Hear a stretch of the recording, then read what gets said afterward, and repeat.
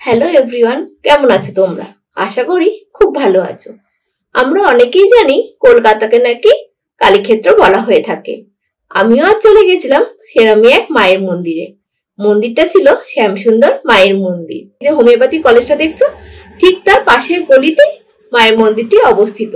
গলিতে ঢোকার মুখেই তোমরা দেখতে পাবে বাদিকে এরম একটা মায়ের ছবি আছে, আর ডান দিকে ছিল একটা মন্দির।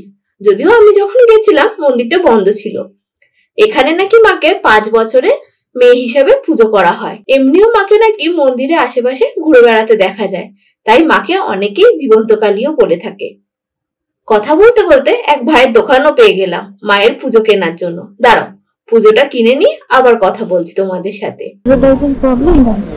অনলাইন করতে পারেন, অনলাইন হবে না? কোন গলিটাতে ঢুকবো? এই ফার্স্ট এইটা গেট আছে, ওই যে লাল সাদা পিঙ্ক কালার বিল্ডিং এ। হ্যাঁ, আচ্ছা, ওই দিক থেকে ঢুকে যাবে। ঠিক আছে। খোলা থাকে তো সব সময় তোমার দোকান? ব্যাস, ঠিক আছে। আমার এটা পদ্ম আমার। আচ্ছা, কি কি আছে বলো তো পুজোতে তোমার? চাল, কলা, সিঁদুর, আলতা, ধূপকাঠি, মোমবাতি, আচ্ছা, সবকিছু এখানে, ফুল মালাও সবকিছু পাওয়া যায়। আচ্ছা, কিন্তু আজকে সোমবার ভিড় থাকে না, বহুত কম লোক আছে, ওই জন্য কম আছে। তাহলে আমি সবকিছুই রাখি। আরে ফাঁকাও হবে মনে হয়। হ্যাঁ, তোমরা তো শুনলেই মায়ের পুজোর প্রসাদ নাকি এক মুঠো চাল আর কলা। মন্দিরও নাকি আজ ফাঁকা। যা, একটা উপরি পাওনা বলতে পারো, মায়ের দর্শনটা ভালোভাবে পাওয়া যাবে। আমিও ঢুকে দেখলাম সত্যি আজকে ভিড় অনেক কম ছিল, তাই মাকে খুব ভালো করে দর্শনও করতে পারলাম। আর তোমাদেরকেও ভালো করে দর্শন করাবো। তবে নাকি শনিবার আর অমাবস্যার দিন খুব ভিড় হয় মায়ের মন্দিরে। এও নাকি শুনলাম অমাবস্যার দিন মাকে অন্ধকারে পুজো করা হয়। দাঁড়াও, পুজোটা দিয়ে দিই। মায়ের মন্দিরে ঢোকার ঠিক আগেই একটা দরজা আছে, ওখানেই নাকি মায়ের পুজো দেওয়া হয়। পুজো দেবার নিয়ম হলো, তুমি যখন এখানে পুজো দিতে যাবে তখন ওনারা পুজোটা নিয়ে তোমার নাম আর গোত্র খাতায় লিখে নেন, আর সাথে তুমি কত দক্ষিণা দিতে চাও সেটাও ওনারা খাতায় লিখে রাখেন।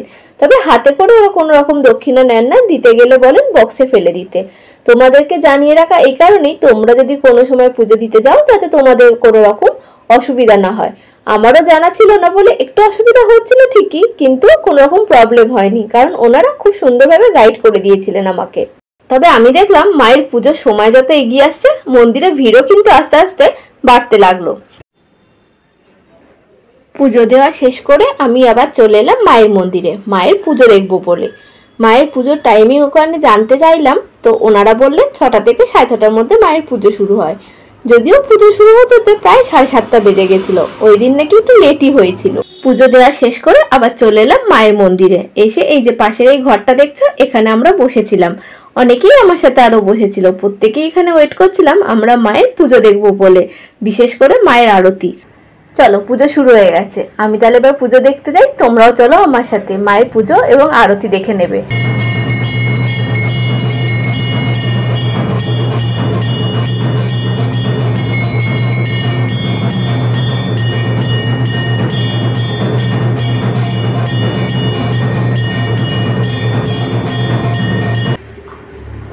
আরতি দেখতে দেখতে তোমরাও মায়ের কিছু অলৌকিক ঘটনা শুনে নাও, যেগুলো আমিও শুনলাম এখানে এসে।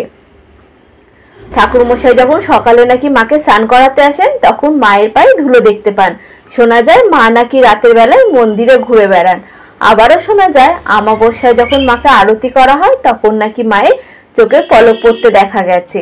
একে এটাও বিশ্বাস করেন পরপর 28টা যদি শনিবার করা যায় তাহলে নাকি মনস্কামনা পূর্ণ হয়, যে যেটা মন থেকে চায় সেটা নাকি পেয়ে থাকে।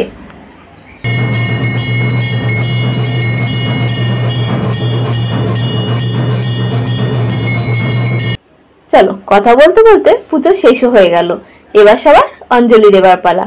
আমি খেয়ে এসেছিলাম বলে ভেবেছিলাম পুজো দিতে পারবো না, কিন্তু এখানে এসে জানতে পারলাম মায়ের কাছে অঞ্জলি দেবার জন্য খেয়ে না আসার কোনো ব্যাপার নেই। আঁশ বা নিরামিষ তুমি যাই খেয়ে আসো না কেন, তুমি মায়ের কাছে মন থেকে যদি চাও তাহলে অঞ্জলি দিতে পারো। এটা শোনার পর আমারও ইচ্ছা হলো মায়ের কাছে অঞ্জলি দেবার, তাই ভাবলাম আমিও অঞ্জলি দিয়ে দিই। এই যে ওনারাই এখান থেকে ফুল দিয়েছেন, আর এই ফুল দিয়ে আমিও মায়ের কাছে অঞ্জলি দিয়ে দিলাম। ওরে বাবা, দাঁড়াও দাঁড়াও, দেখছো তো কি ভিড়, আমি আগে একটু নিয়ে আসি, তারপর আবার তোমাদের সাথে কথা বলছি।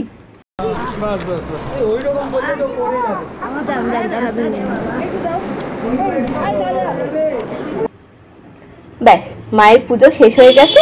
এবার হচ্ছে মায়ের প্রসাদ নেবার পালা। কিন্তু মায়ের প্রসাদ নেবার জন্য এখানে কোনো রকম কুপন বা টিকিটের ব্যবস্থা নেই। এখানে মায়ের প্রসাদ সকলেই পেতে পারে বিনামূল্যে। তাই জন্য শুধু একটাই কাজ করতে হবে, সবাইকে লাইনে দাঁড়াতে হবে। এই যে দেখছো এখানে এত ভিড়, এরা প্রত্যেকে দাঁড়িয়ে আছে প্রসাদের জন্য, সাথে আমিও ছিলাম।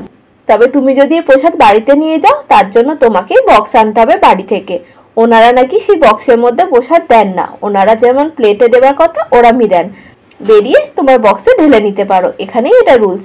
তোমাদেরকে জানিয়ে রাখা এই জন্যই, তোমরা যদি সেই প্রসাদ বাড়িতে নিয়ে গিয়ে সকলের সাথে খেতে চাও, সেই জন্যই তোমাদের নিয়মটা জানিয়ে রাখলাম। আমিও যদি জানতাম না, ওখানে গিয়ে জানতে পেরেছি। তবে আমার বাড়িতে নিয়ে আসতে কোনো অসুবিধা হয়নি, কারণ পাশে কতগুলো বাচ্চা প্রসাদের টিফিন বক্স বিক্রি করছিল। তো আমি তাদের থেকে একটা বক্স কিনে নিয়ে মায়ের প্রসাদ নিয়ে এসেছিলাম বাড়িতে। আর বাড়িতে আনার পর আমরাও বাড়িতে সবাই মিলে মায়ের প্রসাদ ভাগ করে খেয়েছিলাম। সেই প্রসাদের এক অপূর্ব টেস্ট ছিল। তোমরা যদি মনে করো অবশ্যই যেতে পারো মায়ের মন্দিরে, বলতে পারি খুব ভালো লাগবে। আর সাথে অবশ্যই প্রসাদটা গ্রহণ করতে ভুলো না।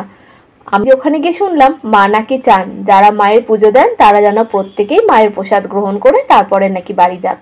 এটা নাকি মায়েরই ইচ্ছা।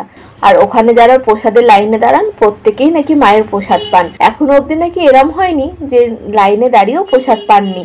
প্রসাদ শেষ হয়ে গেছে, যতক্ষণ ভক্তরা থাকে ততক্ষণই নাকি মায়ের প্রসাদ দেওয়া হয়ে থাকে। এই সব কিছুই তোমাদের ভিডিওতে জানালাম এই কারণে, তোমরাও যদি আমার মতন কেউ প্রথম যাও যাতে তোমাদের কোনো রকমই অসুবিধা না হয়। আর হ্যাঁ, সাবস্ক্রাইব করতে ভুলো না কিন্তু। আর যদি ভিডিওটা ভালো লেগে থাকে তাহলে অবশ্যই একটা লাইক মেরে যেও। চলো টাটা, সকলে ভালো থেকো, সুস্থ থেকো, দেখা হচ্ছে আবার নেক্সট ব্লগে।